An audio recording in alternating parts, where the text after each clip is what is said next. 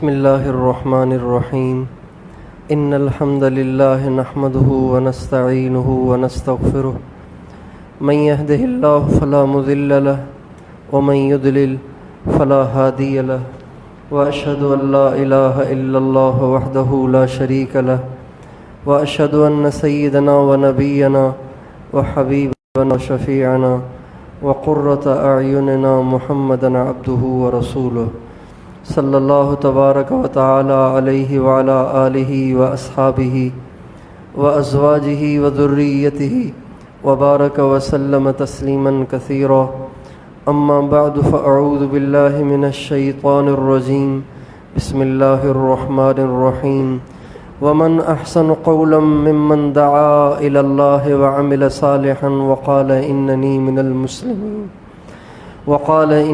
من المسلمین ولا تستوي الحسنة ولا السيئة ادفع بالتي هي أحسن فإذا الذي بينك وبينه عداوة كأنه ولي حميم وما يلقاها إلا الذين صبروا وما يلقاها إلا ذو حظ عظيم سبحان ربك رب العزة عما يصفون وسلام على المرسلين والحمد لله رب العالمين اللہم صلی علی سیدنا محمد وعلی آل سیدنا محمد وبارک وسلم۔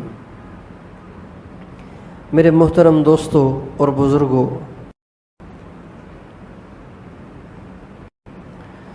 دنیا میں ہر انسان اوروں سے آگے بڑھنا چاہتا ہے۔ تقابل اور سبقت، مسابقہ، مقابلہ، یہ ہر انسان کے مزاج میں ہے، ہر انسان کی فطرت میں ہے۔ آپ دیکھیں گے کہ جب دو بچے دوڑنے لگیں گے تو ہر بچہ کہے گا میں آگے بڑھ جاؤں۔ کبھی بھی کوئی بچہ یہ نہیں کہتا کہ کیا اچھا ہو کہ میں پیچھے رہ جاؤں۔ ہر بچہ چاہتا ہے میں آگے بڑھ جاؤں۔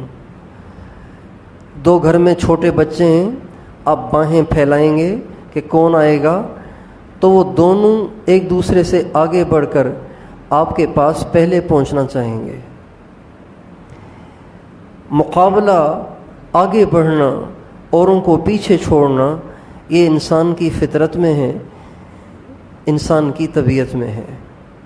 اسی وجہ سے بچپن ہی سے انسان کے مختلف اعمال سے اور مختلف افعال سے یہ ظاہر ہوتا ہے۔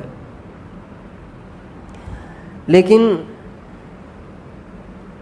ہر عمر کے ہر حصے میں اس کے آگے بڑھنے کے معیار بدلتے رہتے ہیں۔ جب چھوٹا ہوتا ہے تو وہ کھیل میں آگے بڑھنا چاہتا ہے، جب بڑا ہوتا ہے پڑھائی میں آگے ہونا چاہتا ہے، اور بڑا ہوتا ہے کاروبار میں آگے بڑھنا چاہتا ہے، ملازم ہے تو پروموشن کے شوق میں رہتا ہے، اور آگے بڑھوں اور آگے بڑھوں، اور انسان کا پیٹ ہی نہیں بھرتا، وہ آگے ہی بڑھنے کی طلب میں لگا رہتا ہے۔ اور مگر بات یہ ہے کہ دنیا میں انسان کتنا ہی آگے نکل جائے، کتنا ہی آگے نکل جائے، کتنی ہی محنت اور کوشش کر لے، کتنی ہی وہ بڑی سے بڑی ڈگری حاصل کر لے، کتنا بڑے سے بڑا کاروبار حاصل کر لے، اور کتنی بڑی سے بڑی نوکری کر لے، کتنی بڑی سے بڑی کرسی اور عہدہ حاصل کر لے، سب کو پیچھے چھوڑ جائے اور سب سے آگے نکل جائے، ایک وقت ایسا آتا ہے کہ موت اس کی زندگی کی ساری محنتوں کو زیرو کر دیتی ہے۔ منہا خلقناکم وفیہا نعیدکم ومنہا نخرجکم تارۃ اخری، اسی مٹی سے ہم نے تمہیں بنایا اور اسی مٹی میں تمہیں لوٹائیں گے۔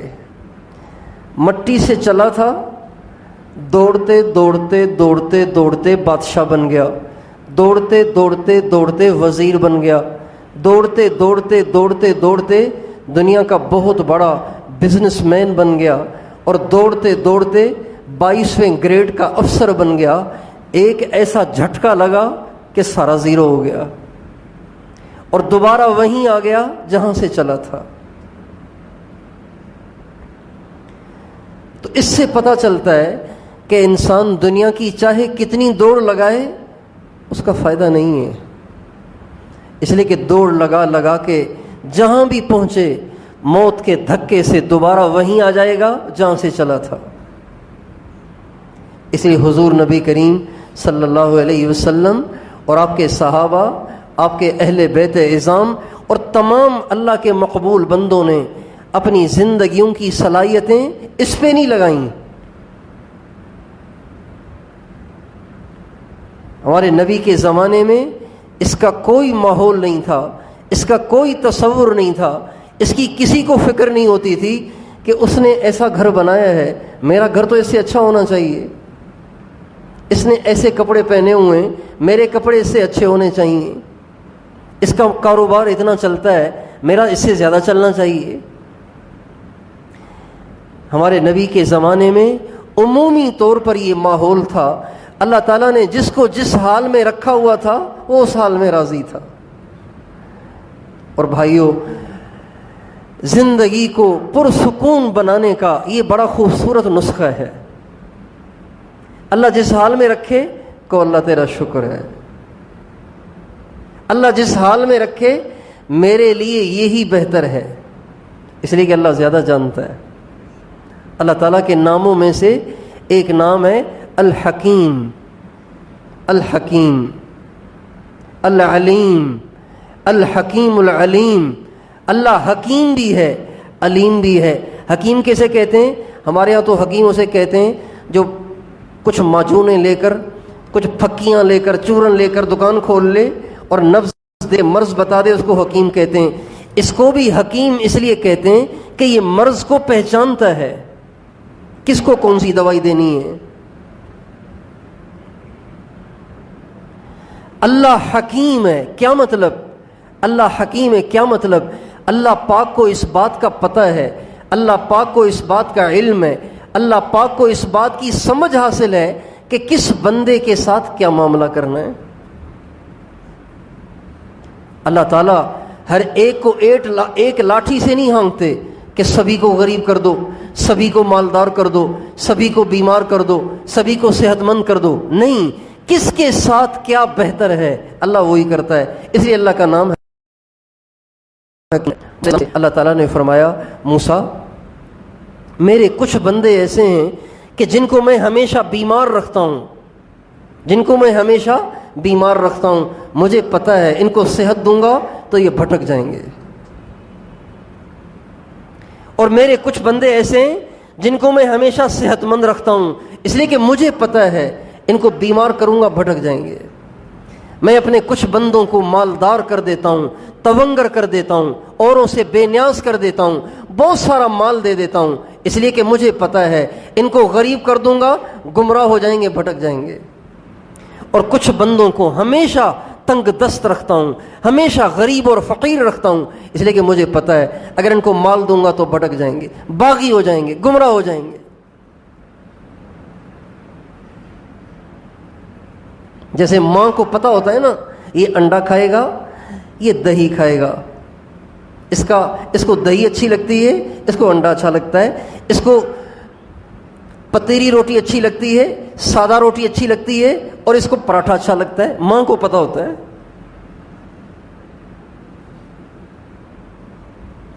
اللہ جس حال میں رکھے اس حال میں راضی رہنا، یہ زندگی کو پرسکون بنانے کا بڑا بہترین نسخہ ہے. بھوک آئے سوچو اللہ نے بھیجی ہے، تنگی آئے سوچو اللہ نے بھیجی ہے، مال آئے تو بھی کہو اللہ نے بھیجا ہے، بیماری آئے اللہ نے بھیجی ہے، صحت مل جائے اللہ نے دی ہے. اللہ تعالیٰ فرماتے ہیں وَمَا بِكُم مِّن نِّعْمَةٍ فَمِنَ اللَّهِ، جو تمہارے پاس نعمت ہے تمہاری اپنی نہیں ہے، اللہ کی دی ہوئی ہے.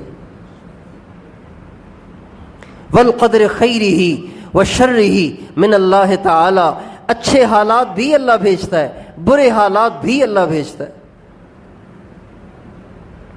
ہمارے ایک بہت بڑے بزرگ تھے، حضرت خلیفہ غلام محمد صاحب دین پوری رحمۃ اللہ علیہ، دین پور شریف میں ان کی قبر ہے. یہ مرشد ہیں، شیخ ہیں حضرت مولانا احمد علی لاہوری رحمۃ اللہ علیہ کے. حضرت مولانا احمد علی لاہوری رحمۃ اللہ علیہ بہت بڑے بزرگ، امام الاولیاء ان کو کہتے ہیں، ولیوں کے امام، اپنے زمانے کے قطب تھے. یہ ان کے شیخ ہیں، انہوں نے ان سے فیض لیا ہے. حضرت خلیفہ غلام محمد صاحب دین پوری رحمۃ اللہ علیہ شروع میں. بعد میں حضرت مولانا تاج محمود امروٹی سے بھی انہوں نے استفادہ کیا، انہی کے خلیفہ ہوئے اور ان کے بھی خلیفہ ہوئے. حضرت خلیفہ غلام محمد صاحب دین پوری رحمۃ اللہ علیہ ایک دفعہ، اچھا ان کے جو شیخ تھے نا، ان کے شیخ کا نام ہے حافظ محمد صدیق صاحب بھرچونڈی شریف. یہ ہمارے سندھ کا جو بارڈر ہے نا اوباڑو، وہاں پہ ان کا مزار ہے. حافظ محمد صدیق صاحب بھرچونڈی شریف. ایک دفعہ ان کو تکلیف ہوئی، اتنی شدید تکلیف ہوئی کہ تڑپ گئے. لیکن تڑپتے ہوئے واویلا نہیں کر رہے تھے، چیخ رہے اور چلا نہیں رہے تھے، بلکہ تڑپتے تڑپتے ایک شعر پڑھ رہے تھے. لطف سجن دم بدم، قہر سجن گاہ گاہ، این بھی سجن واہ واہ، اون بھی سجن واہ واہ. اللہ تیری مہربانیاں تو ہر وقت ہیں، پریشانی تو کبھی کبھی بھیجتا ہے. اللہ میں تیرے دکھوں میں بھی راضی ہوں، تیرے سکھوں میں بھی راضی ہوں.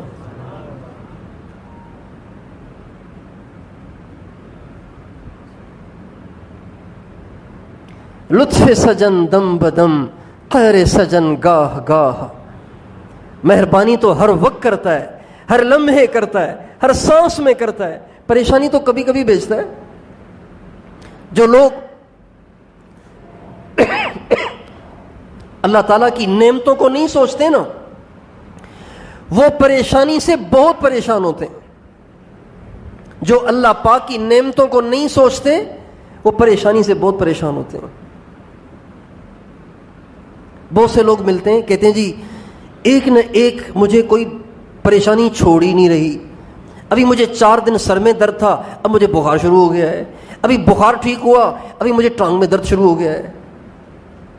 تو بھائی جس وقت آپ کو سر میں درد تھا، کان میں تو نہیں تھا نا، ڈاڑھ میں تو نہیں تھا نا، معدے میں تو نہیں تھا نا، گردے میں تو نہیں تھا نا، پھیپھڑوں میں تو مسئلہ نہیں تھا، پیشاب تو آ رہا تھا، پاخانہ تو آ رہا تھا. لقمے بنا کے جب آپ منہ میں ڈال رہے تھے تو اندر بھی تو جا رہے تھے، سانس کی نالی میں تو نہیں جا رہے تھے. جب رات کو سوتے تھے تو نیند بھی آ جاتی تھی. سانس لے رہے تھے تو سانس بھی لے پا رہے تھے، کوئی پھیپھڑوں کا مسئلہ نہیں تھا. دمے کے مریضوں سے پوچھو کہ سانس لینا کتنی بڑی نعمت ہے. درد ہوا ٹانگ میں، اتنی ساری جو اللہ کی طرف سے نعمتیں تھیں ان کو یاد ہی نہیں کیا. ایک ٹانگ کے درد کو لے کے بیٹھ گئے اور ناشکری شروع کر دی اور واویلا شروع کر دی. میں آپ سے پوچھتا ہوں، آپ کے پاس ایک مہمان آیا، آپ نے اس کے سامنے کھانے رکھے، بہترین قسم کی آپ نے کھیر بنائی، بہترین قسم کا آپ نے قورمہ بنایا، بہترین قسم کی آپ نے بریانی بنائی، کولڈ ڈرنک بھی ساتھ رکھی، سلاد بھی ساتھ رکھا، لسی بھی اسے پلائی. یہ اتنی ساری نعمتیں، قورمہ بھی ٹھیک، بریانی بھی ٹھیک، سالن بھی ٹھیک، روٹی بھی ٹھیک، ساری چیزیں ٹھیک. لیکن چائے جو آپ نے دی نا وہ ذرا میٹھی زیادہ ہو گئی تھی. اب وہ واویلا کرنے بیٹھ گیا، یہ کون سی تم نے چائے بنائی ہے، تم نے ساری بوری ایک کپ میں ڈال دی ہے. چیخنا شروع کر دیا، چلانا شروع کر دیا. بتاؤ آپ کو اچھا لگے گا؟ یا تیرا دماغ تو ٹھیک ہے، سالن تیرا اتنا اچھا، بریانی تیری اتنی اچھی، روٹی تیری اتنی اچھی، سلاد تیرے سامنے رکھا ہوا ہے، کھیر ہم نے ساری رات ہم نے دودھ کو پکا پکا کے تیرے لیے کھیر بنائی ہے، صرف چائے میں چینی زیادہ ڈل گئی تو چیخنے لگ گیا ہے. بھائی بتاؤ برا لگے گا کہ نہیں لگے گا؟ اس لیے فرمایا لطف سجن دم بدم، قہر سجن گاہ گاہ.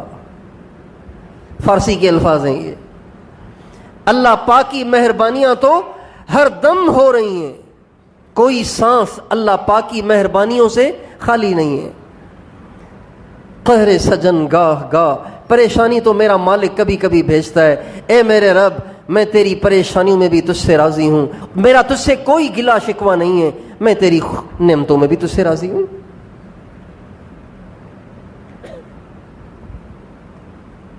عنوان کچھ اور ہے، بات کہیں اور جا رہی ہے۔ حدیث قدسی میں آتا ہے، اللہ تعالیٰ فرماتے ہیں من لم یرض بقضائی ولم یصبر علی بلائی فلیلتمس ربا سوائی، جو میری مصیبت پہ صبر نہیں کرتا، میرے فیصلے پہ راضی نہیں ہوتا، اسے چاہیے کوئی اور رب جا کے تلاش کر لے۔ ہمارا بندہ اگر رہنا ہے تو پھر ہم خوشیاں بھی بھیجیں گے اور غم بھی بھیجیں گے، تنگی بھی بھیجیں گے، تونگری بھی بھیجیں گے، اور یہ جو کچھ بھیجیں گے فائدہ اس میں تمہارا ہی ہوگا، اللہ کا فائدہ نہیں ہوگا۔ یہ مسئلہ نہیں ہے کہ اللہ تعالیٰ کے پاس مقدار تھوڑی سی ہے، سب کو اگر مالدار کر دے گا تو اتنی اس کے پاس گنجائش نہیں ہے، لہذا کسی کو غریب کر دیا، کسی کو مالدار کر دیا، یہ مسئلہ نہیں ہے۔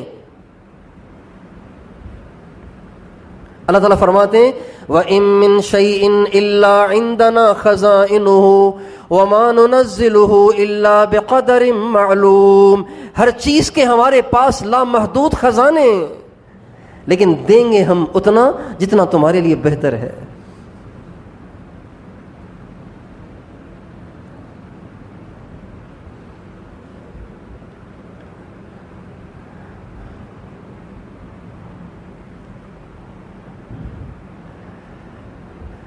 تو انسان اگر ساری زندگی اپنی ساری صلاحیتیں لگا کر کسی ایک منزل پہ پہنچ بھی جائے تو وہاں سے اس نے موت پہ دوبارہ واپس آنا ہے، اس نے دوبارہ وہیں آ کے پہنچنا ہے جہاں سے وہ چلتا ہے۔ اللہ تعالیٰ قرآن پاک میں فرماتے ہیں والتین والزیتون وطور سینین وهذا البلد الامین لقد خلقنا الانسان فی احسن تقویم ثم رددناہ اسفل سافلین، انسان کو ہم نے سب سے اچھے سانچے میں ڈھالا ہے، لیکن ایک وقت ایسا ضرور آتا ہے کہ وہ ڈھلتے ڈھلتے ڈھلتے ڈھلتے اسفل السافلین میں پہنچ جاتا ہے۔ کبھی اس کے کپڑوں پہ مکھی بھی نہیں بیٹھتی، اب یہ مٹی میں پڑا ہوا ہے۔ کبھی وہ روزانہ منہ دھوتا تھا، آج اس کے گال مٹی پہ رکھے ہوئے ہیں۔ کبھی تکیے کے بغیر اسے نیند نہیں آتی تھی، آج وہ بغیر تکیے کے مٹی میں پڑا ہوا ہے۔ کبھی اس کے آگے پیچھے نوکر چاکر ہوتے تھے اور روزانہ کتنے لوگ اس کا حال پوچھنے والے ہوتے تھے، آج وہ قبر میں پڑا ہوا ہے، اس کے اپنے بھی اس کو پوچھنے نہیں جاتے۔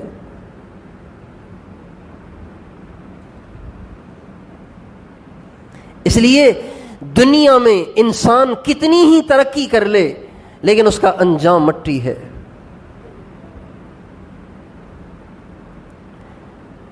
ہمارے نبی کی سنت ہے جب مردے کو قبر میں اتارو نا، جب مردے کو قبر میں اتارو اور مٹی ڈالنے لگو تو مٹھیاں بھر بھر کے جب مٹی ڈالنے لگو تو ساتھ ساتھ یہ بھی کہتے رہو منہا خلقناکم وفیہا نعیدکم ومنہا نخرجکم تارۃ اخری، او انسان تجھے اسی سے بنایا تھا، آج ہم تجھے اسی میں اٹھائیں اور یاد رکھ تجھے دوبارہ اسی سے اٹھایا جائے گا۔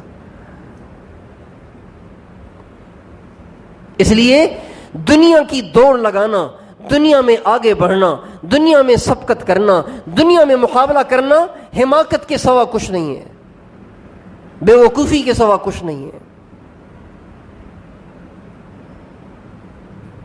مقابلہ کس چیز میں کرنا چاہیے؟ مقابلہ اس چیز میں کریں کہ جو باقی تو رہے۔ آپ نے ساری زندگی اس پہ لگائی جس کو آپ اوروں کے حوالے کر کر خود خالی ہاتھ قبر میں چلے گئے۔ ساری زندگی لگائی کہ کرسی کے مالک بن جاؤں، کرسی کے مالک ہوئے، حضرت اسرائیل آ گئے۔ ساری زندگی مال جمع کیا، اس مال سے عیاشیاں کرنے کا وقت آیا تو حضرت اسرائیل علیہ السلام آ گئے۔ ساری زندگی کی پونجی خرچ کر کے ایک عالی شان گھر بنایا، اب آپ کا ارادہ یہ تھا کہ اس گھر میں رہوں گا، مزے سے رہوں گا، ہر کمرے میں اے سی ہے، کبھی پسینہ نہیں بہے گا، کبھی دھول نہیں آئے گی، کبھی مٹی نہیں آئے گی، کام کرنے والے کام کرتے رہیں گے، صفائیاں کرتے رہیں گے، میں چمکتے دمکتے گھر میں رہوں گا، مزے کروں گا، لیکن اللہ کی شان گھر بن کے تیار ہوا، حضرت اسرائیل آ گئے۔ اس لیے دنیا اس حال میں کہ اس کے لیے دوڑ لگائی جائے، اس کے لیے اپنی صلاحیتوں کو خرچ کیا جائے، اس کے لیے اپنی زندگی کو کھپایا جائے، اپنی زندگی کے قیمتی لمحات کو خرچ کیا جائے، اپنی زندگی کے قیمتی لمحات کو اس میں خرچ کیا جائے جو ساتھ تو رہے، کام تو آئے۔ وہ کیا ہے؟ وہ آخرت ہے۔ جیسے دنیا میں درجات ہیں، کیٹیگریاں ہیں، کچھ لوگ بالکل نچلے درجے کے لوگ ہیں، کچھ ذرا کھاتے پیتے لوگ ہیں، کچھ بہت بڑے لوگ ہیں، اسی طرح آخرت میں بھی ایسے ہی ہوگا۔ کچھ ایسے ہوں گے بالکل گرے پڑے بیچارے، مشکل سے جنت ملے گی، اور وہ بھی نچلے درجے کی۔ دنیا کے لحاظ سے تو وہ بھی بہت عالی شان ہوگی، اس ساری دنیا سے 10 گنا بڑی وہ جنت ہوگی جو سب سے نچلے درجے کے جنتی کو ملے گی، دنیا سے 10 گنا بڑی ہوگی۔ 70,000 نہیں 72 اس میں حوریں ہوں گی، 80,000 اس کے نوکر ہوں گے۔ یہ سب سے نچلے درجے کی جنت ہے۔ اور جو اوپر کی جنتیں ہیں اس کے تو کیا ہی کہنے، جو اوپر کے درجے کی جنتیں ہیں اس کے تو کیا ہی کہنے، اتنے مزے ہیں کچھ نہ پوچھو۔ دنیا میں وہ بتائے ہی نہیں جا سکتے، دنیا میں وہ سمجھے ہی نہیں جا سکتے، دنیا میں وہ سوچے ہی نہیں جا سکتے۔ ہمارے اللہ تعالیٰ کا ارشاد ہے، اعددت لعبادی الصالحین ما لا عین رأت ولا اذن سمعت ولا خطر علی قلب بشر۔ میں نے اپنے نیک بندوں کے وہ کچھ تیار کر رکھا ہے کسی آنکھ نے دیکھا نہیں، کسی کان نے سنا نہیں، کسی دل پہ کبھی اس کا خیال بھی نہیں آیا۔ ایسی ایسی چیزیں تیار کر رکھی ہیں۔ ایک آیت میں اللہ تعالیٰ ایک جھلک دے رہے ہیں، جنت کی ایک جھلک دے رہے ہیں، کیا؟ وَلَكُمْ فِيهَا مَا تَشْتَهِي أَنفُسُكُمْ وَلَكُمْ فِيهَا مَا تَدَّعُونَ۔ میرے بندو دنیا میں اپنی خواہشات سے دستبردار ہو جاؤ، میری مرضی کے مطابق زندگی گزارو۔ جب تم جنت میں آؤ گے تمہاری ہر خواہش کو پورا کروں گا، ہر مطالبے کو پورا کروں گا۔ تدعون کہتے ہیں مطالبے کو، تشتہی کہتے ہیں خواہش کو، جو زبان پہ نہیں آئی صرف دل میں پیدا ہوئی ہے۔ دل میں خواہش ہوگی۔ اگر کسی کو دل میں خواہش ہو کہ آج اگر حضور سے ملاقات ہو جائے، پوری ہو جائے گی۔ آج اگر ابراہیم علیہ السلام کی زیارت ہو جائے، پوری ہو جائے گی۔ اسی وقت ابراہیم علیہ السلام سے ملاقات ہو جائے گی، خواب میں نہیں، خواب میں نہیں، یوں بالمشافہ، یوں آمنے سامنے ہوگی۔ حضور پاک علیہ السلام سے آمنے سامنے ہوگی، ابراہیم علیہ السلام سے آمنے سامنے ہوگی، موسیٰ علیہ السلام سے آمنے سامنے ہوگی۔ آج تو ہم امام حسین کے گن ہی گاتے ہیں، لیکن جنت میں جانے کے بعد اگر دل میں خیال آیا کیا اچھا ہو آج امام حسین کے ساتھ کھانا کھاؤں، وہ پورا ہو جائے گا۔ اللہ تعالیٰ اس خواہش کو پورا کرے گا۔ آج کیا اچھا ہو امی عائشہ سے دعا لے کے آ جاؤں، اللہ اس خواہش کو پورا کرے گا۔ آج اماں فاطمہ سے دعا لے کر آ جاؤں، اللہ اس خواہش کو پورا کرے گا۔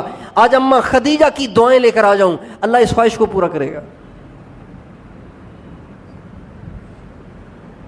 کھانا پینا یہ تو ہو ہی جائے گا۔ جو چیز کھانے کی دل میں آئے گی اللہ وہ کھلائے گا، جو پینے کی آئے گی اللہ وہ پلائے گا۔ ایک صحابی نے کہا یا رسول اللہ مجھے کھیتی باڑی کا بڑا شوق ہے، تو جنت میں کھیتی باڑی بھی ہوگی؟ سادہ سا سوال ہے، مجھے کھیتی باڑی کا بڑا شوق ہے، میرا دل کرتا ہے ہل چلاتا رہوں، فصلیں اگتی رہیں، بڑا مزہ آتا ہے مجھے اس میں۔ تو جنت میں کھیتی باڑی ہوگی؟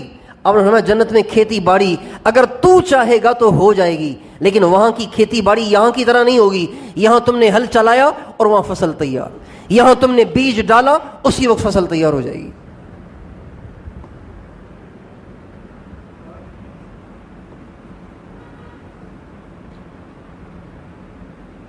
ایک نے کہا یا رسول اللہ مجھے اولاد سے مجھے اولاد کا بڑا شوق ہے، تو جنت میں بھی اولاد ہوگی؟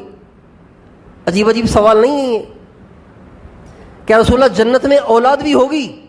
فرمایا اگر تو چاہے گا تو وہاں بھی ہو جائے گی، لیکن وہاں اولاد یوں 9 مہینے میں نہیں ہوگی. یا تو 9 مہینے میں ہوتی ہے نا، 9 مہینے میں اولاد ہوتی ہے، ماں کے پیٹ میں بنتے بنتے بنتے بنتے 9 مہینے لگ جاتے ہیں دنیا میں آنے میں. لیکن جنت میں ایسے نہیں ہوگا، جنت میں فٹافٹ اولاد ہوگی. وَلَكُمْ فِيهَا مَا تَشْتَهِي أَنفُسُكُمْ وَلَكُمْ فِيهَا مَا تَدَّعُونَ نُزُلًا مِّنْ غَفُورٍ رَّحِيمٍ. یہ سب بخشنے والے مہربان کی مہمانی ہوگی. کتنا مزہ آئے گا.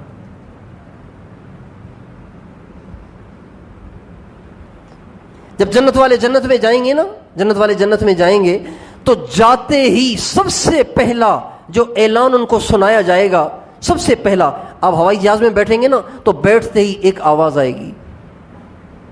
ہوائی جہاز میں کیسے سفر کرنا ہے؟ ہوائی جہاز میں بیٹھتے ہی ایک عورت یا ایک مرد کی آواز میں اسپیکر سے آواز آئے گی، سیٹ بیلٹ باندھ لیں، موبائل کو بند کر لیں، یہ کر لیں اور وہ کر لیں، ساری باتیں وہ بتاتے ہیں. جنت میں جو ہی آپ انٹر ہوں گے، داخل ہوں گے، ایک اعلان کرنے والا اتنی اونچی آواز سے اعلان کرے گا کہ سارے کھرب ہا کھرب جنتی اس کو سنیں گے. وہ اعلان کیا ہوگا؟ ان لکم ان تشبوا فلا تحرموا ابدا. تمہیں خوشخبری ہو، اب تم ہمیشہ جوان رہو گے، کبھی بڑھاپا نہیں آئے گا.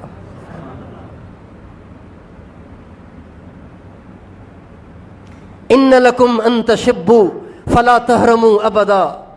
تم جوان رہو گے، کبھی بڑھاپا نہیں آئے گا. ان لکم ان تشبوا فلا تحرموا ابدا. غم نہ کرو، یہاں بڑھاپا ہے ہی نہیں، جوانی جوانی ہے.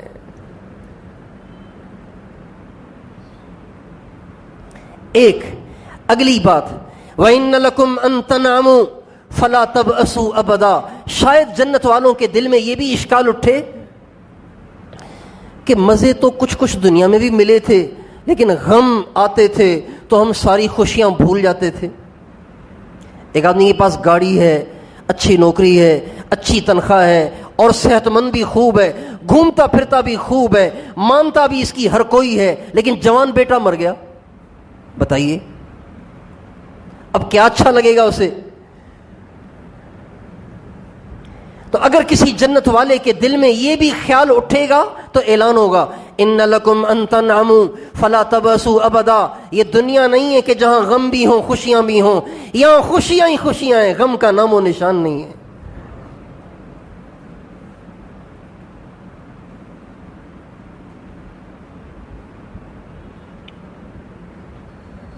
ایک اور اعلان ہوگا، یہ سارے ایک ہی اعلان میں باتیں ہوں گی. شاید انسان کو جنت میں داخل ہونے کے بعد یہ بھی اشکال پیدا ہو کہ جگہ تو بڑی اچھی ہے، گھومنا پھرنا بھی خوب ہوگا، لیکن بیمار ہو گیا تو کیا ہوگا؟ بیمار پڑ گیا تو پھر تو یہ ساری چیزیں بیکار ہیں. تو اللہ تعالیٰ کی طرف سے اعلان ہوگا، ان لکم ان تصحوا فلا تسقموا ابدا. ہمیشہ تندرست رہو گے، کبھی بیماری نہیں آئے گی.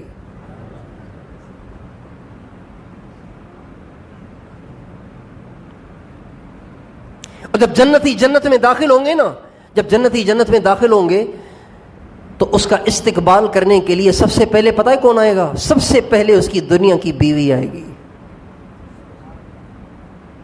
سب سے پہلے دنیا کی بیوی استقبال کرنے آئے گی، اور وہ دنیا جیسی نہیں ہوگی، جیسی یہاں ہے نا ویسی نہیں ہوگی. وہ وہاں جنت کی حوروں سے زیادہ خوبصورت ہوگی، اور اخلاق بھی اس کے اتنے عالی شان ہوں گے. یہاں تو وہ آپ پہ ناراض بھی ہوتی ہوگی، کبھی لڑ بھی لیتی ہوگی، کبھی بدتمیزی بھی کرتی ہوگی، نافرمانی بھی کرتی ہوگی. جنت میں ایسے نہیں ہوگا. جنت تو جنت ہے نا. اللہ تعالیٰ نیک لوگوں کی بیویوں کو جنت میں مردوں سے 500 سال پہلے جنت میں بھیجے گا اور کہے گا جاؤ جا کے اپنے مردوں کا انتظار کرو، جب وہ آئیں تو ان کا استقبال کرنا.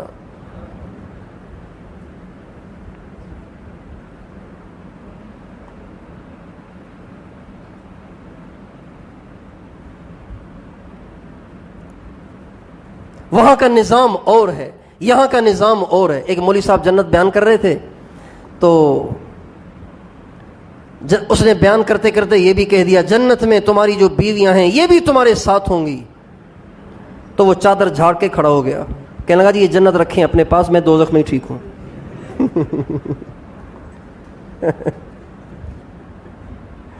اگر یہ فلم وہاں بھی گلے میں پڑنی ہے تو پھر میں وہیں ٹھیک ہوں.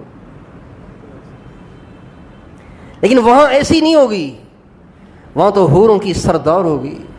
اما عائشہ رضی اللہ عنہا فرماتی ہیں جب جنت میں جنت والے چلے جائیں گے نا تو جنت کی حوروں اور دنیا کی جو نیک عورتیں ہیں ان کا آپس میں ایک دفعہ مناظرہ ہوگا، بحث ہو جائے گی.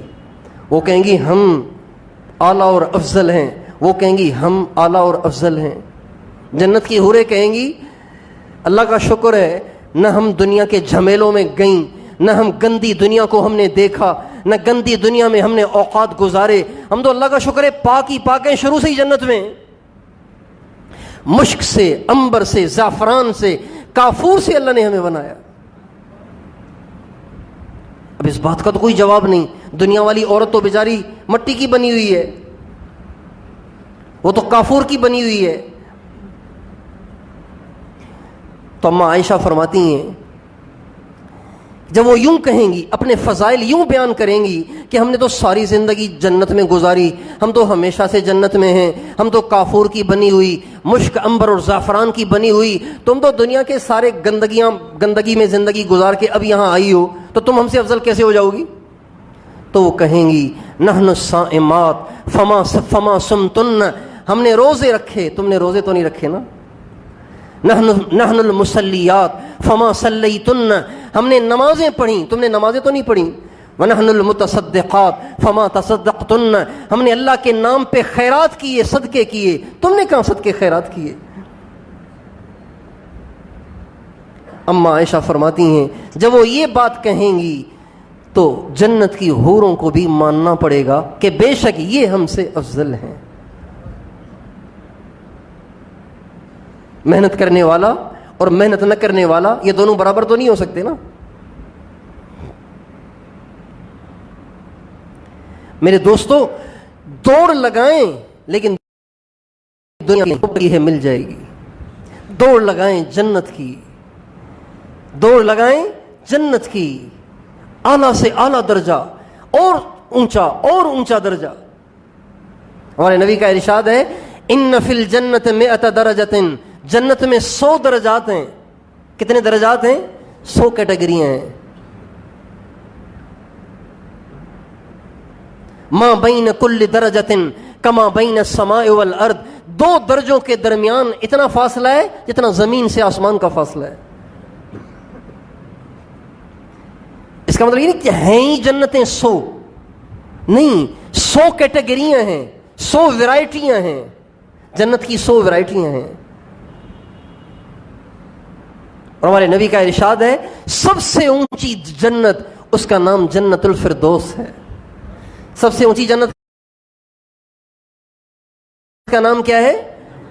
اذا سألتموہ فاسألوہ الفردوس. جب اللہ سے جنت کا سوال کرو نا تو یہ نہ دیکھو کہ میرے کرتوت کیسے ہیں، اللہ سے اللہ کی شان کے مطابق فردوس مانگو، اللہ مہربان ہے. ایک صحابی حارثہ رضی اللہ عنہ نوجوان تھے، وہ اللہ کے راستے میں شہید ہو گئے. جب شہید ہو گئے مسلمانوں کا لشکر واپس آیا تو ان کی ماں بیچاری پریشان تھی بہت زیادہ. وہ آئی ہمارے نبی کے پاس، کہنے لگی یا رسول اللہ میرا بیٹا اللہ کے راستے میں شہید ہو گیا ہے، آپ مجھے یہ بتائیں کہ میرا بیٹا کہاں ہے؟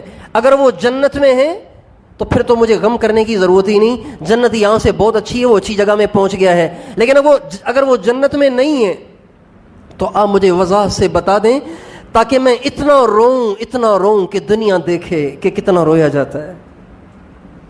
آپ مجھے بتائیں میرا بیٹا کہاں ہے. اگر وہ جنت میں ہے تو پھر تو ٹینشن ہی نہیں، اگر وہ جنت میں نہیں ہے تو پھر میں اتنا روؤں گی کہ دنیا دیکھے گی. آپ نے فرمایا اب بولتی یا ام حارثہ، اے ام حارثہ تو کہیں پاگل تو نہیں ہو گئی؟ انہا جنان، اللہ پاک کی بے شمار جنتیں ہیں. وان ابنکی فی الفردوس الاعلی، اور میں دیکھ رہا ہوں تیرا بیٹا تو جنت الفردوس میں گھوم رہا ہے. اللہ کے راستے میں شہید ہونے والا کوئی چھوٹی جنت میں تھوڑی جائے گا، وہ تو سب سے اونچی جنت میں جائے گا. اور جو جنت الفردوس والے ہیں نا، ان کا کمال یہ ہے کہ وہ روزانہ اللہ کا دیدار کریں گے. کب کب اللہ کا دیدار کریں گے؟ روزانہ. کس کا دیدار ہوگا بتاؤ؟ کس کا؟ کس کا؟ سوچو تو صحیح یار. اللہ جو حسن کا خالق ہے وہ کتنا حسین ہوگا. ہمارے نبی نے فرمایا جب پہلی دفعہ اللہ اپنا دیدار کرائے گا تو جنت والے ایسے ہکے بکے ہو جائیں گے کہ 8 لاکھ سال تک اللہ کو دیکھتے ہی رہیں گے. کتنے سال دیکھتے رہیں گے؟ اور پہلی دفعہ جب اللہ کا دیدار ہوگا تو اللہ ہنس رہا ہوگا. اللہ ہنس رہا ہوگا. بندے اور بندیوں کو دیکھ کے اللہ ہنس رہا ہوگا اور ہر ایک سے الگ الگ پوچھے گا میرے بندے کیا حال ہے، میری بندی کیا حال ہے، ٹھیک تو ہونا.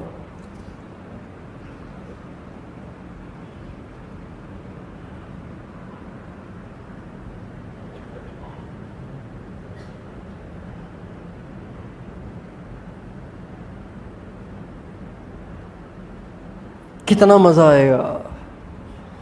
8 لاکھ سال کوئی مذاق نہیں ہے. آدمی کسی پیارے، کسی دوست، کسی محبوب کے ساتھ بیٹھے گا، 2-4 گھنٹے بیٹھ کے آخر تھک جائے گا کہ یار میں تھک گیا ہوں، میں نے آرام کرنا ہے. 1 رات پوری بیٹھ جائے گا، 6 گھنٹے بیٹھ جائے گا، 10 گھنٹے بیٹھ جائے گا. اللہ پاک کو دیکھیں گے، لاکھوں برس دیکھتے ہی چلے جائیں گے.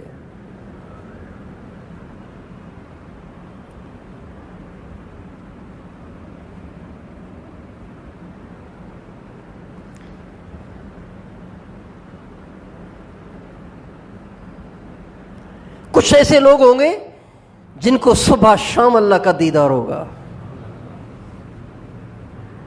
کچھ ایسے ہوں گے جن کو روزانہ اللہ کا دیدار ہوگا. کچھ ایسے ہوں گے جن کو ہفتے میں 1 دفعہ اللہ کا دیدار ہوگا. میرے دوستو، دنیا کی خسیس چیزوں کے پیچھے اپنی زندگیاں کھپانے والے بڑے نقصان میں، بڑے خسارے میں. کامیاب لوگ وہ ہیں جنہوں نے جنت کی دوڑ لگائی. اللہ تعالیٰ فرماتے ہیں سارعوا الی مغفرۃ من ربکم وجنہ. لوگو تم کن چیزوں کے پیچھے دوڑ رہے ہو؟ دوڑو اس بات کی طرف کہ اللہ تم سے راضی ہو کر تمہاری بخشش کر دے اور تمہیں جنت دے دے. جنت کی دوڑ لگاؤ. سارعوا الی مغفرۃ من ربکم وجنہ عرضها كعرض السماء عرضها السماوات والارض. دوڑو اس جنت کی طرف جس کی چوڑائی زمین آسمان کے برابر ہے. اور ایک اور آیت سابقوا الى مغفرۃ من ربکم وجنہ عرضها كعرض السماء والارض. دوڑو اس جنت کی طرف جس کی چوڑائی زمین آسمان کے برابر ہے. والسابقون السابقون اولئک المقربون. آگے بڑھنے والے، آگے بڑھنے والے، آگے بڑھنے والے ہی آگے بڑھ جاتے ہیں. اور جو آگے بڑھنے والے ہوتے ہیں یہ اللہ پاک کے بڑے مقرب ہوتے ہیں. اس بات کی تڑپ ہو، اس بات کی طلب ہو، اس بات کی پیاس ہو، اس بات کی بھوک ہو، اس بات کی فکر ہو اور آگے بڑھوں اور اللہ کے قریب ہوں اور جنت کے اعلیٰ درجات کو حاصل کروں. باقی دنیا وہ تو گزر جائے گی. جن کے کچے مکان رہے ان کی بھی گزر گئی. جنہوں نے بڑے بڑے بنگلے بنائے ان کی بھی گزر گئی. جن کے پاس کھانے کے لیے روٹی نہیں ہوتی تھی ان کی بھی گزر گئی. اور جن کے پاس کھانے کے لیے قسم قسم کے طعام ہوتے تھے ان کی بھی گزر گئی.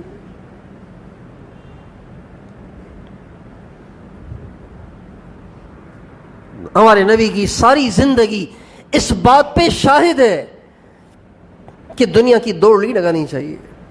آپ علیہ السلام اگر دنیا کی دوڑ لگاتے، دنیا میں سب سے اچھا کھانا آپ کھا سکتے تھے، دنیا میں سب سے اچھا گھر آپ کا بن سکتا تھا، دنیا میں سب سے اچھا مکان آپ کا ہو سکتا تھا، دنیا میں سب سے اچھے کپڑے آپ کے ہو سکتے تھے. لیکن آپ کی زندگی فقیرانہ ہے.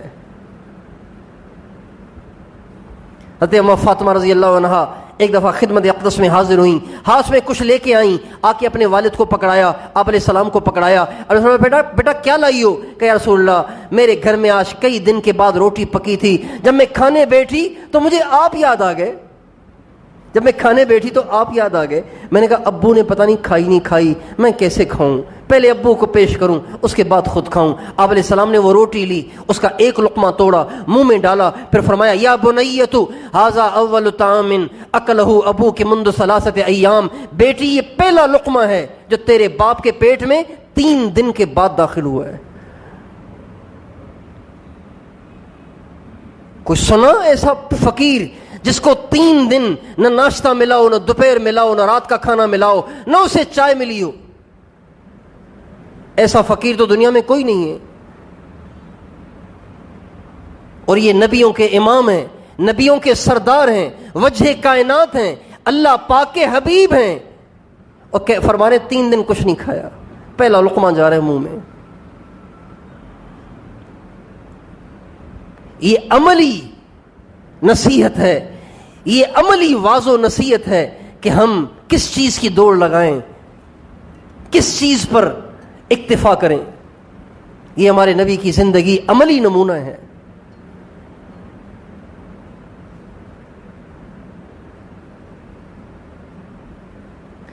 ایک صحابی حاضر ہوئے، یا رسول اللہ آپ چٹائی پہ لیٹ لیٹ کے آپ کی پیٹھ پہ نشان پڑ گئے، آپ مجھے اجازت دینا تاکہ میں آپ کے لیے کوئی نرم گدا بناؤں. آپ نے فرمایا میں نے دنیا میں ہمیشہ تھوڑی رہنا ہے، بس چٹائی پہ وقت گزارنے دو مجھے.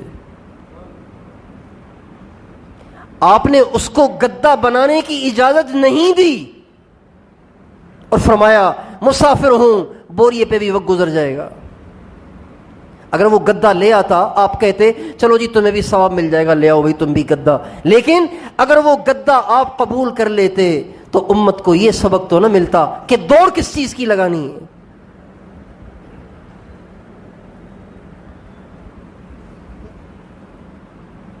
آج ہر ایک دنیا کا طالب بنا ہوا ہے، دنیا کا عاشق بنا ہوا ہے، دنیا کا متلاشی بنا ہوا ہے.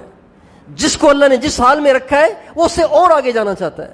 کتنے اچھے خاصے افسران ہیں جو جب بھی ملاقات ہوتی ہے پروموشن کی دعا کے لیے کہتے ہیں.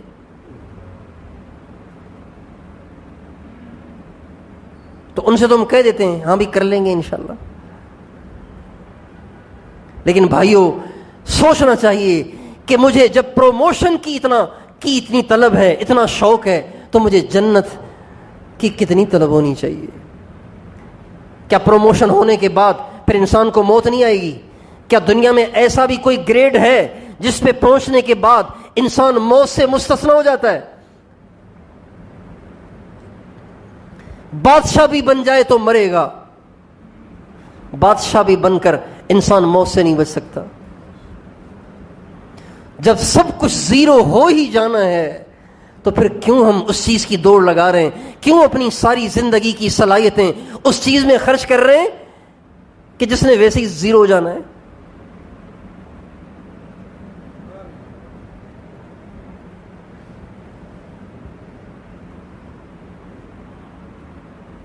ریت کی دیواریں بنانا کوئی سمجھداری کی بات نہیں ہوتی. ریت نے تو بہہ جانا ہوتا ہے، ریت نے تو ڈھہ جانا ہوتا ہے. دوڑ لگائیں جنت کی، طلب رکھیں اللہ کی طلب رکھیں، اللہ مل جائے، اللہ راضی ہو جائے، اللہ خوش ہو جائے.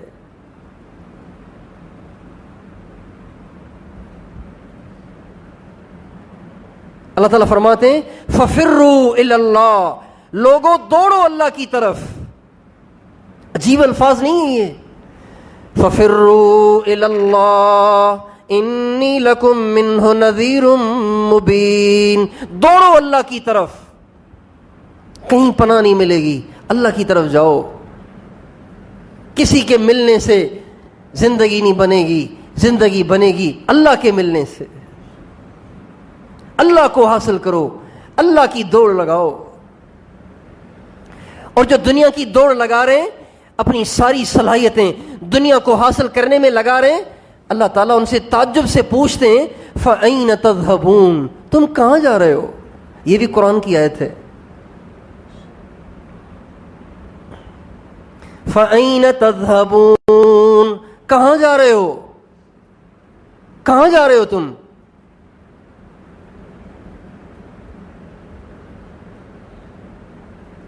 اس سے بھی زیادہ درد بھرے الفاظ فَأَنَّا تُؤْفَكُونَ، کہاں دھکے کھا رہے ہو؟ اس سے بھی زیادہ درد بھرے الفاظ فَأَنَّا تُسْحَرُونَ، تم کہاں جا رہے ہو؟ تم پہ کسی نے جادو تو نہیں کر دیا ہے؟ لوگ تعویذ ڈال کے جادو کر کے دو شخصوں میں جدائی ڈال دیتے ہیں. جادو کے ذریعے سے جدائی ڈالی جا سکتی ہے اگر اللہ کا ارادہ ہو تو. اللہ کا ارادہ نہیں ہوگا تو نہیں ہوگا. لِيُفَرِّقُوا بِهِ بَيْنَ الْمَرْءِ وَزَوْجِهِ وَمَا هُمْ بِضَارِّينَ بِهِ مِنْ أَحَدٍ إِلَّا بِإِذْنِ اللَّهِ. اللہ تعالیٰ قرآن پاک میں فرماتے ہیں یہ جادو اس لیے سیکھتے ہیں تاکہ خاوند بیوی کے درمیان جدائی ڈال دیں، لیکن یہ اللہ کے ارادے کے بغیر نقصان نہیں دے سکتے. تو اللہ کہہ رہے ہیں تو میری جیسی ہستی کو چھوڑ کر، میری جیسی عظیم الشان ذات کو چھوڑ کے ان گھٹیا چیزوں کی دوڑ لگا رہا ہے، کہیں تجھ پہ کسی نے جادو تو نہیں کر دیا ہے؟ فَأَنَّا تُسْحَرُونَ، کہاں سے جادو ہو گیا ہے تم پر کہ تم میرے جیسے کو چھوڑ کر اور پتہ نہیں کن گندگیوں کی طرف جا رہا ہے؟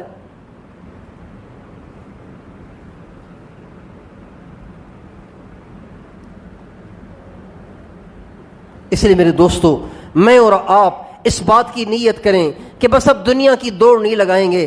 مقدر کا اللہ جو دے گا وہ استعمال کر لیا کریں گے، اور دنیا کی طلب میں، دنیا کی دوڑ میں، دنیا کی فکر میں، دنیا کی پریشانی میں نہیں رہیں گے.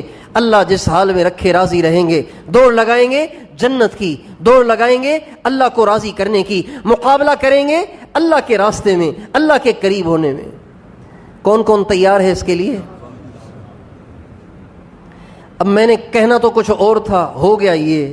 اب جو کہنا تھا وہ انشاءاللہ اگلی دفعہ زندگی رہی تو. یہ اس لیے کہہ رہا ہوں کہ میں نے آیت جو پڑھی تھی، جو آیت شروع میں پڑھی تھی، اس آیت کے سے متعلق بات کرنی تھی، لیکن مضمون چھڑ گیا. یہ اللہ کی طرف سے ہوا. بس ہم اس کی نیت کریں، انشاءاللہ دنیا سے محبت نہیں کریں گے، دنیا کی دوڑ نہیں لگائیں گے، دنیا کے دیوانے نہیں بنیں گے. ہمارے نبی کے پاس ایک دفعہ آپ علیہ السلام کے پاس ایک صحابی آئے تو دیکھا کہ آپ علیہ السلام یوں کر رہے ہیں، جیسے کسی کو دھکا دے کے پیچھے کرتے ہیں نا، ایسے دونوں ہاتھوں سے. صحابی آئے، رسول اللہ یہ آپ کیا کر رہے تھے؟ آپ جیسے ہاتھوں سے کسی چیز کو دھکیل رہے تھے. آپ نے فرمایا دنیا میرے پاس سچ کے آئی تھی اور وہ کہہ رہی تھی محمد آپ تو میرے ہاتھوں سے نکل گئے.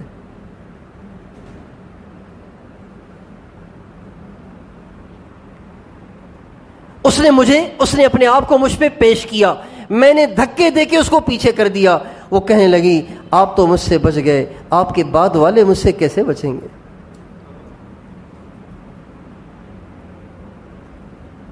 جب ایک چھوٹی دکان والا ایک بڑی دکان والے کے پاس گاہکوں کی بھرمار دیکھتا ہے تو اس کا دل تڑپتا ہے کہ میرے پاس بھی ایسی دکان ہو. جب ایک موٹر سائیکل والا کسی کو کرولا میں گھومتا ہوا دیکھتا ہے اس کا دل تڑپ اٹھتا ہے کہ میرے پاس بھی کرولا ہونی چاہیے.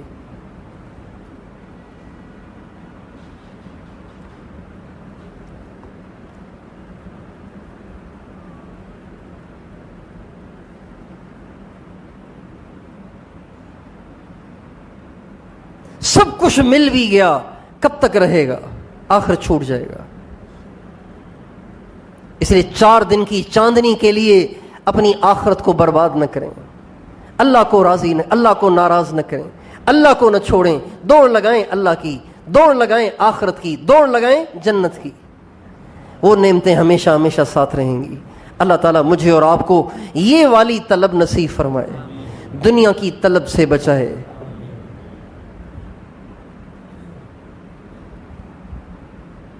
دنیا گندگی ہے اور گندگی کا طلب کرنے والا انسان نہیں ہوتا. کبھی آپ نے دیکھا ہے کہ کوئی مرا ہوا کتا، لوگ اس میں جھگڑ رہے ہیں، وہ ایک ٹانگ سے کھینچ رہا ہے، دوسرا دوسری ٹانگ سے کھینچ رہا ہے. کبھی آپ نے دیکھا؟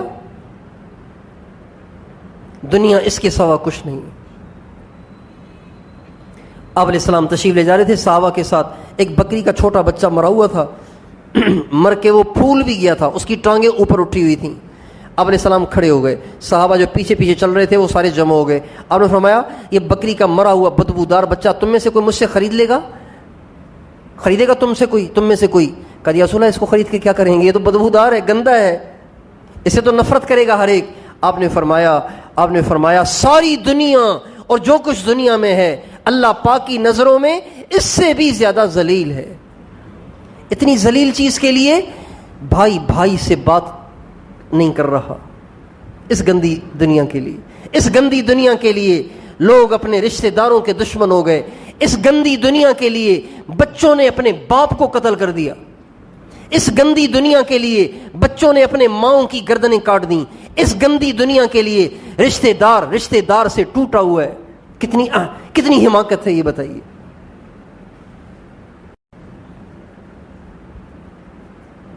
اگر آپ کا کوئی حق کھا رہا ہے نا، آپ کا کوئی حق کھا رہا ہے، چھوڑ دو اس کو.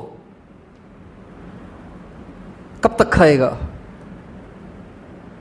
کب تک مزے کرے گا؟ ایک دن عدل اور انصاف کا آنا ہے، ہر ایک کی ایک دن پیشی ہونی ہے. دل چھوٹا نہ کرو کہ کوئی تمہارا حق کھا گیا، دل چھوٹا نہ کرو کوئی تم پہ زیادتی کر گیا، ظلم کر گیا. اللہ جو دیکھ رہا ہے، تھوڑی سی تو زندگی ہے، کچھ گزر گئی ہے، کچھ رہ گئی ہے، اس کو بھی بھگت لو. دنیا کے لیے لڑنا، دنیا کے لیے جھگڑنا، دنیا کے لیے ایک دوسرے کا خون بہانا، یہ تو جانوروں کا کام ہے. کتے لڑتے ہیں ہڈیوں پہ،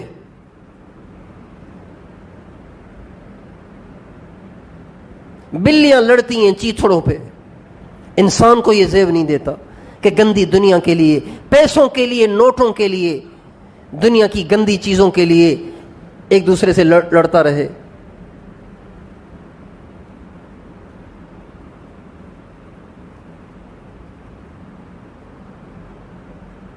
ایک چھوٹی سی بات پھر دعا کرتے ہیں. غزوہ حنین میں نبی کریم صلی اللہ علیہ وسلم کو بہت زیادہ اللہ نے مال غنیمت دیا. بکریاں، بھیڑیں، اونٹ، گائے، گھوڑے، بہت سارے جانور ہزاروں کی تعداد میں ہمارے نبی کو ملے. یہ غزوہ حنین جو پیش آیا یہ فتح مکہ کے فوراً بعد.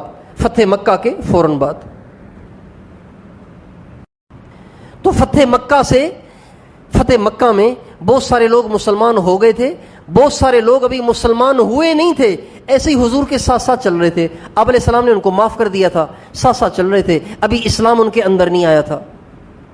انہی چودھریوں میں سے جن کے اندر میں ابھی اسلام نہیں آیا تھا ایک صفوان بن امیہ تھے.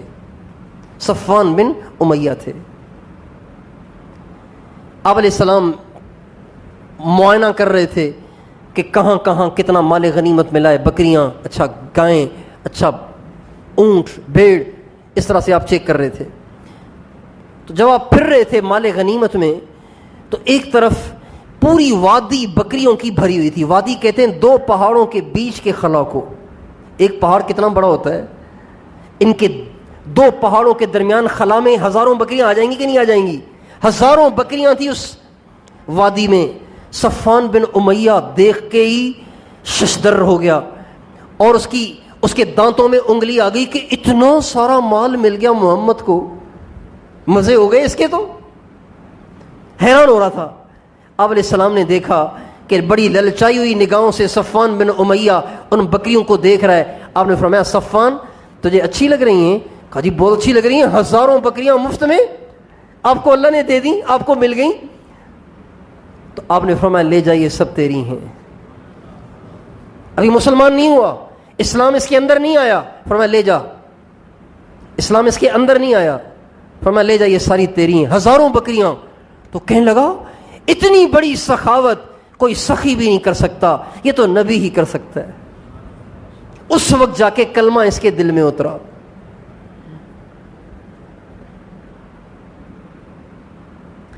اس طرح ہمارے نبی نے مال غنیمت کو نئے مسلمان ہونے والے کافروں میں، جو پہلے کافر تھے اب نئے نئے مسلمان ہو رہے ہیں یا ہو گئے، ان میں لٹایا. مال بہت سارا تھا لیکن سارا مال تقسیم ہوا ان لوگوں میں جو ابھی مسلمان ہونے کے قریب تھے یا ابھی ابھی مسلمان ہوئے تھے. جب یوں ہوا تو انصار میں سے چند نوجوان، وہ بھی ابھی قریب جذباتی تھے، کہنے لگے تلواریں تو ہماری چل رہی ہیں اور مال کہیں اور بانٹا جا رہا ہے، تلواریں تو ہماری چل رہی ہیں، ہماری تلواریں سے تو ابھی بھی خون بہہ رہا ہے، اور آپ علیہ السلام مال اوروں میں بانٹ رہے ہیں، جان لگی ہماری اور مال بانٹا جا رہا ہے اوروں میں، یہ تو ٹھیک نہیں ہے۔ یہ ان کا اشکال تھا۔ نبی کریم صلی اللہ علیہ وسلم کو پتہ چل گیا کہ انہوں نے یہ بات کہی ہے۔ آپ علیہ السلام کے پاس حضرت سعد بن عبادہ آئے، کہنے لگے، آپ علیہ السلام نے فرمایا ما بلغنی عنکم، تمہارے انصار کی طرف سے مجھے کیا باتیں پہنچ رہی ہیں؟ کیا تمہارے ساتھی کہہ رہے ہیں کہ مال، تلواریں تو استعمال ہوئی ہماری اور مال دیا جا رہا ہے اوروں کو؟ کہا جی ہاں، چند نوجوانوں نے کہی ہے یہ بات، اور ہمیں سارے انصار کو بلاؤ۔ انصار آ گئے۔ جب انصار آئے اور آ کے جمع ہوئے، بیٹھے آپ علیہ السلام کے پاس، تو آپ نے فرمایا انصار، کیا تمہیں وہ دن یاد نہیں ہے کہ جب اللہ نے مجھے تمہاری ہدایت کے لیے بھیجا، تم سب کے سب گمراہ تھے، اللہ نے میرے ذریعے سے تمہیں ہدایت دی۔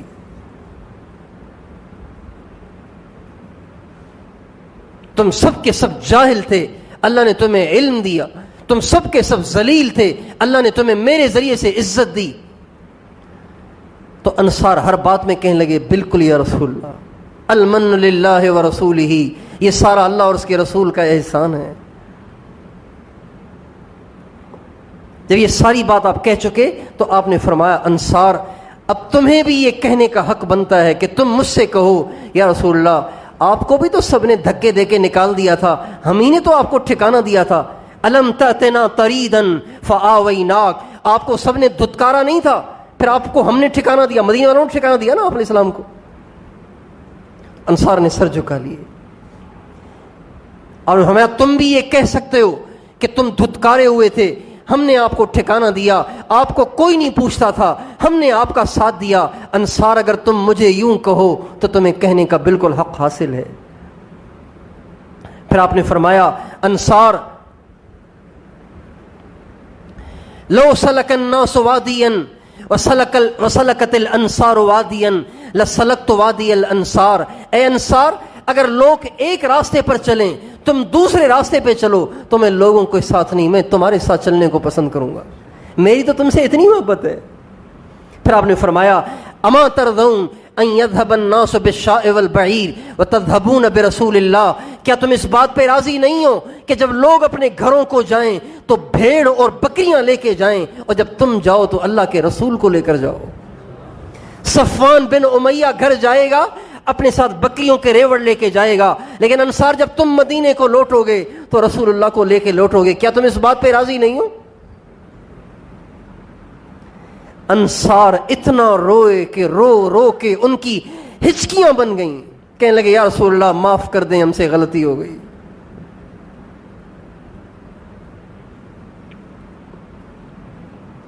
میرے دوستو، دنیا اس قابل نہیں ہے کہ اس کے لیے دوڑ لگائی جائے، دوڑ لگائیں اللہ کی، جنت کی، آخرت کی۔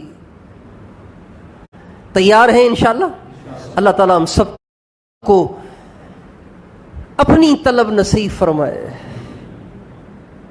ہمیں کسی کی طلب نہ رہے، اللہ کی طلب رہے، ہمارا کوئی مطلوب نہ رہے، اللہ مطلوب رہے، کوئی مقصود نہ رہے، اللہ مقصود رہے، کوئی معبود نہ رہے، اللہ معبود رہے، کوئی محبوب نہ رہے، اللہ محبوب رہے، کوئی منزل نہیں۔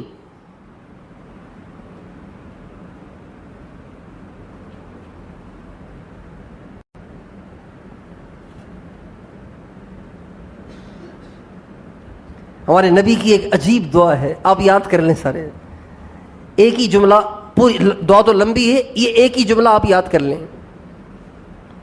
اللہم فجعل رغبتی الیک، اے اللہ، اے اللہ، اے اللہ۔ دل میں چاہت تو سبھی کی ہوتی ہے نا، سبھی کے دل میں کوئی نہ کوئی چاہت ہوتی ہے، کوئی نہ کوئی خواہش ہوتی ہے، کوئی نہ کوئی طلب ہوتی ہے۔ اے اللہ میری ساری طلب کو اپنی ذات کی طرف متوجہ کر دے کہ بس میں تجھے چاہوں اور کسی کو نہ چاہوں۔ اللہم کہیے، فجعل رغبتی الیک، اے اللہ بس میں تجھے چاہوں کسی کو نہ چاہوں، تجھ پہ فدا ہوں کسی پہ فدا نہ ہوں، تیری طرف کھنچوں اور کسی کی طرف نہ کھنچوں، تیری طرف کھنچوں۔